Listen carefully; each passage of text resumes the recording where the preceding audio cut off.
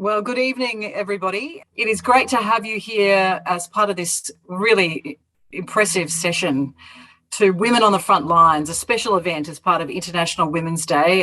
Congratulations for International Women's Day. I can think of no more important day for us all to come together and talk about the problem and the resilience of refugee women. So 1.7, nearly 1.8 million people have moved across the borders of the frontline states with Ukraine. So those needs are, of course, huge. But the women, they're overwhelmingly women, children, old, very old people, and people with disabilities. We can see it on the screen every night.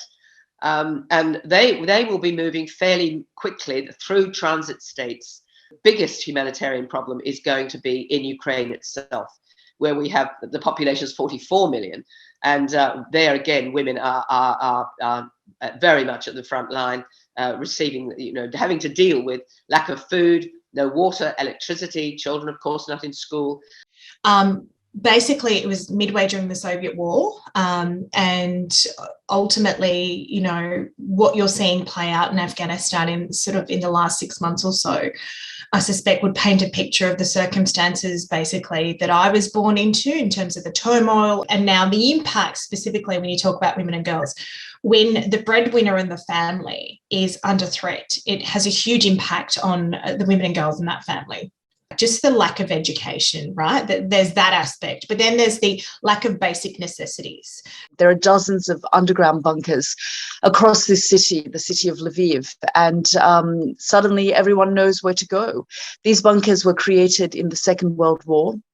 And many of the residents here and those people who have fled from other parts of the country seeking refuge, seeking safety, probably didn't think that they would ever have to use them in 2022. There are parts of this country where they're completely cut off from water and food and heating. It is freezing here right now.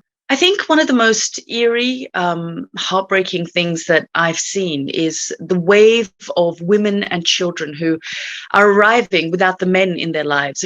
And you see just a sea of women and children. The children are weeping because they've just said goodbye to their fathers. When we look globally at women, we would say there's more women in government generally. More countries have laws preventing discrimination around things like land ownership and inheritance, which are often fundamental to women's well-being. On the other side of the scale, we would say, and I think everyone here would agree, there's not enough women in leadership positions, but it shouldn't just be up to individual women, whether it's around safe refuge or asylum or access to education or livelihoods. We really need to be sort of calling it out to our governments and leaders, and hopefully there'll be more women leaders in the future.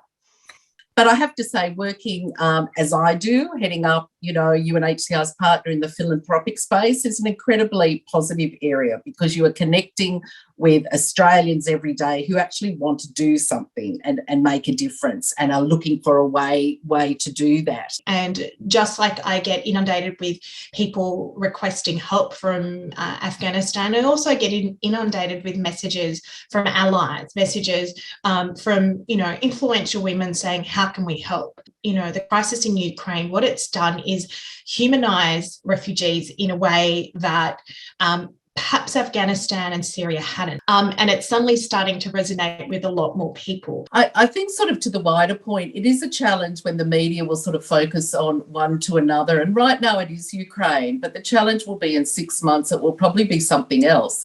And at the moment, we have 40 emergencies of one kind or another, of which 21 are new. We've never had this level of conflict. Shout out to all our regular donors, many of you who are listening, because that enables UNHCR to have sustainable, predictable funding that they can prioritise. If we're going to talk about inspiring women, perhaps I can say, of course, that the women of the UN Refugee Agency have stayed and delivered. It's remarkable. The generosity of Australians is very well known, and we really see that here in the Geneva headquarters where I am at the moment. It makes a huge difference, and cash is important, along with the support of volunteers and all of the NGOs on the ground. So thank you very much.